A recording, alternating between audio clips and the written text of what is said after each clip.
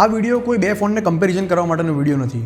કદાચ આ ફોન છે કે જેનું 12 મેગાપિક્સલનો કેમેરો છે અને આ ફોન હશે કે જેનો 50 મેગાપિક્સલનો કેમેરો હશે, પણ આના ફોટોની ક્વોલિટી આની કરતાં ઘણી સારી હશે. એ જ રીતે આનું પરફોર્મન્સ આની કરતાં ઘણું જ સારું છે, તમે બધા જાણો જ છો.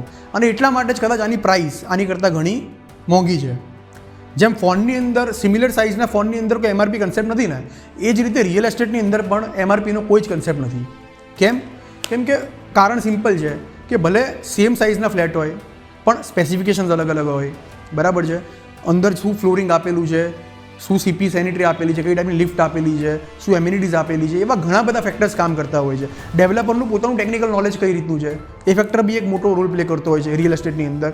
તો આ બધા જ ફેક્ટર્સનું જ્યારે તમે કમ્પેરિઝન કરો ને ત્યારે તમને આઈડિયા આવે કે ભાઈ કયો ફ્લેટ કઈ પ્રાઇસમાં એકચ્યુઅલ હોવો જોઈએ. એટલે કહેવાનો મતલબ કે જો તમે આ સ્પેસિફિકેશનવાળું રિયલ એસ્ટેટ લેવા માગતા હોય પણ જો તમે પ્રાઇસ આ પે કરવા માગતા હોય ને તો that is next to impossible. આવા સ્પેસિફિકેશનવાળું ઘર લેવું હોય તો પ્રાઇસ પણ આવી જ પે કરવી પડે.